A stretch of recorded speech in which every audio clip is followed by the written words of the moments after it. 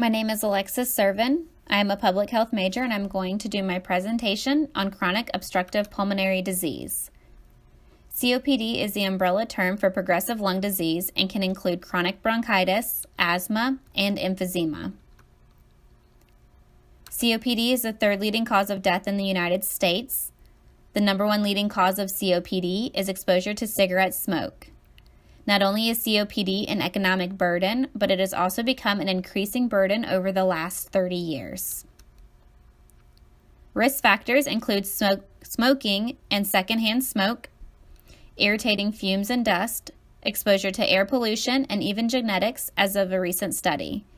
I do want to go into more detail about the genetic aspect, as this is a newer case. Most recently, a genetic risk factor for COPD is the alpha-1 antitrypsin deficiency and is caused by a deficiency of the alpha-1 antitrypsin protein in the bloodstream. Without this protein, white blood cells attack the lungs, causing deterioration. WHO recommends that every confirmed case of COPD be tested for AATD. Signs and symptoms of COPD include shortness of breath, frequent coughing, wheezing, chest tightness, and even frequent upper respiratory infections. Typically, if you have a personal history of smoking or exposure to secondhand smoke, chronic coughing, shortness of breath that has worsened over time, or the inability to keep up with individuals in your age group, it is ideal to get tested for COPD. The diagnosis of COPD is based on signs and symptoms present, a medical history, and physical evaluation. At this point, your physician could order additional lab tests and/or radiology. Proper testing will officially confirm or deny true COPD.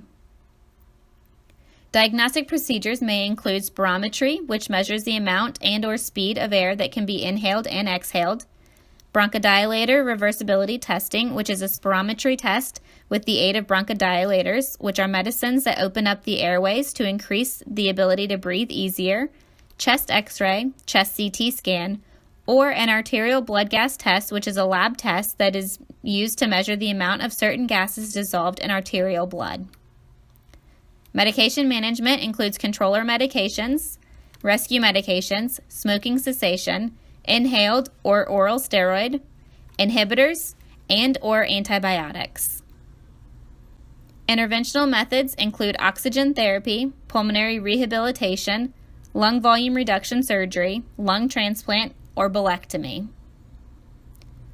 Preventative methods have been a work in progress, and an organization called COPD Gene has been working hard to establish the causes of COPD in non-smokers and change the way COPD is treated. They are furthering the research on COPD. Other preventions include smoking cessation, encouraging healthy lifestyle behaviors, prohibiting smoking in restaurants, and so on. Screenings are being encouraged at routine annual physicals as well. The Healthy People 2020 goals include better prevention, detection, and treatment for COPD while reducing the burden of COPD and promoting respiratory health. This includes measurable goals and a surveillance system. Goals are also to increase indoor air quality, promote allergen avoidance, personalize medication use, improve overall COPD awareness, and identify new hazards for COPD.